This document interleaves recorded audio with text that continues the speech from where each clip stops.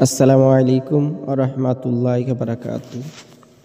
প্রিয় শ্রোতা মণ্ডলী, আজকে একটি গুরুত্বপূর্ণ দোয়া নিয়ে এসেছি। আপনি যদি ঋণী থাকেন তাহলে এই দোয়াটি আমল করুন। প্রত্যেক দিন একবার হোক দুবার হোক এই দোয়াটি আমল করুন। ইনশাআল্লাহ আল্লাহ পাক রব্বুল আলামিন কীভাবে আপনার ঋণকে পরিশোধ করে দেবে আপনি নিজেও বুঝতে পারবেন না।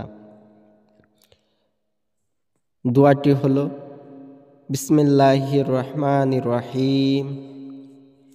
আল্লাহুম্মা কফিনি বিহালালিকা আন হারামিকা ওয়া আগনিনি বিফাদলিকা আম্মান সিওয়াক। আবার বলছি, আল্লাহুম্মা কফিনি বিহালালিকা আন হারামিকা ওয়া আগনিনি বিফাদলিকা আম্মান সিওয়াক। অর্থ হলো, হে আল্লাহ, তুমি তোমার হারাম বস্তু হতে বাঁচিয়ে তোমার হালাল রিজিক দ্বারা আমাকে পরিতুষ্ট করে দাও। হালাল রুজিই যেন আমার জন্য যথেষ্ট হয় এবং হারামের দিকে যাওয়ার প্রয়োজন এবং প্রবণতা বোধ না করি এবং তোমার অনুগ্রহ অবদান দ্বারা তুমি ভিন্ন অন্য সকল হতে আমাকে মুখাপেক্ষী করে দাও। বিস্তারিত হযরতে আলী রাদিয়াল্লাহু তাআলা আনহু হতে বর্ণিত আছে, একটি চুক্তিবদ্ধ গোলাম তার নিকটে এসে বলে, আমার চুক্তির অর্থ পরিশোধ করতে আমি অপারগ হয়ে পড়েছি, আমাকে আপনি সহযোগিতা করুন।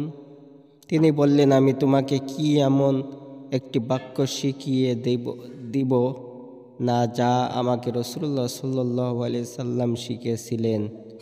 যদি তোমার উপর সাবির পর্বত পরিমাণ ঋণও থাকে তবে আল্লাহ তাআলা তোমাকে তা পরিশোধের ব্যবস্থা করে দিবেন। তিনি বলেন, তুমি বলো, হে আল্লাহ, তোমার হালালের মাধ্যমে আমাকে তোমার হারাম হতে বিরত রাখো বা দূরে রাখো এবং তোমার দয়ায় তুমি ব্যতীত অন্য মুখাপেক্ষী হওয়া হতে আমাকে আত্মনির্ভরশীল করো। তিরমিজি, হাদিস নাম্বার 3563। দোয়াটি আবারও বলছি, ঋণ পরিশোধের দোয়া। বিসমিল্লাহির রহমানির রহিম।